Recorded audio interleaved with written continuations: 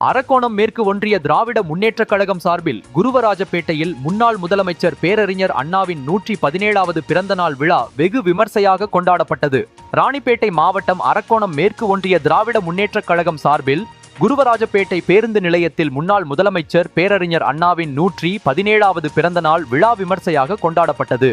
விழாவிற்கு அரக்கோணம் மேற்கு ஒன்றிய பொறுப்பாளர் ஆசிரியர் தமிழ்மணி தலைமை தாங்கினார். ஒன்றிய அவைத் தலைவர் சக்கரவர்த்தி, மாவட்ட பிரதிநிதிகள் குப்புசாமி, மூர்த்தி ஆகியோர் முன்னிலை வகித்தனர்.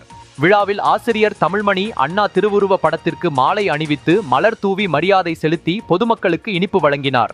தொடர்ந்து தமிழ்நாட்டை தலைகுனிய விடமாட்டேன் என உறுதிமொழி எடுத்துக்கொண்டனர். இதில் ஒன்றிய குழு உறுப்பினர் கருணாநிதி, தகவல் தொழில்நுட்ப அணி ஒருங்கிணைப்பாளர் ராகுல், கிளை செயலாளர் காந்தி குமார், தேவராஜ் பெருமாள், சீனிவாசன், நரேந்திரகுமார் மற்றும் பலர் கலந்து கொண்டனர். தொடர்ந்து ஒன்றியத்தில் உள்ள அனைத்து ஊராட்சிகளிலும் பேரறிஞர் அண்ணாவின் பிறந்தநாள் விழா கொண்டாடப்பட்டது.